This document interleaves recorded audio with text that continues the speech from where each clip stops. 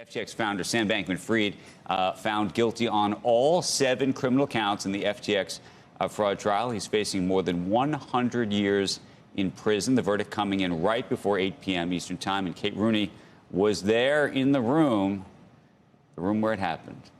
Yeah, there's a lot going on there, Andrew. So the U.S. attorney called this one of the biggest financial frauds in American history. The verdict coming almost exactly a year after his crypto company filed for bankruptcy. Sam Bankman-Fried was convicted across the board on 7 counts of fraud and conspiracy on lenders, investors, and customers. It was an emotional scene inside that courtroom last night. Bankman-Fried's father burying his head in his hands. His mother was crying as that verdict was read. The defendant, Bankman-Fried, staring straight ahead, looking pretty stoic during all of this. The jury came back with a lightning-fast verdict. They started deliberating around 3 p.m., broke for dinner at 6 p.m., The verdict came in around 7:45 last night. In a news conference, guys, Damian Williams, U.S. Attorney for the Southern District of New York, delivering some brief remarks. Here's what he said. Cryptocurrency industry might be new. The players like Sam Bankman-Fried might be new. But this kind of fraud, this kind of corruption is as old as time, and we have no patience for it. Attorney General Merrick Garland saying that Sam Bankman-Fried thought he was above the law. Today's verdict proves he was wrong. This case should send a clear message to anyone who tries to hide their crimes behind a shiny new thing they claim no one else is smart enough to understand. In their month-long case, the prosecution called FTX a pyramid of deceit. They presented evidence showing Bankman-Fried knowingly stole customer money. The defense team saying Mr. Bankman-Fried maintains his innocence and will continue to vigorously fight the charges against him. No official word on an appeal, guys, but that's what we do expect on all this. Wow. We said, you asked how quickly. I think you and both of us said quick. We thought quick. What they call in for pizza? I mean, they barely, ate.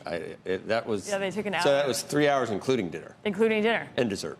There were some people speculating that they had a decision before dinner, but they wanted the free dinner, and then right. had to. That's typically get how one it more goes. free dinner. Yeah.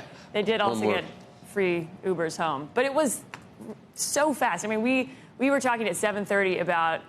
They had asked the judge for Post-its, highlighters, right. a copy of the testimony, and so we thought that they were obviously doing work back there, but asking for follow-up. So we thought this is absolutely going into Monday, and got really a surprise verdict around 7:45, right. and turned around really quickly. Now, the most interesting piece of this, just real quick, because I know we have a guest who's going to help us with this.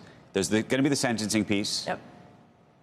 But even before that, there was a moment where the judge says to the prosecution, are you still planning to bring effectively a second part of this case around the campaign finance issue, which would be something they would decide on in February? Yeah. Can you imagine them deciding to prosecute him on those counts as well?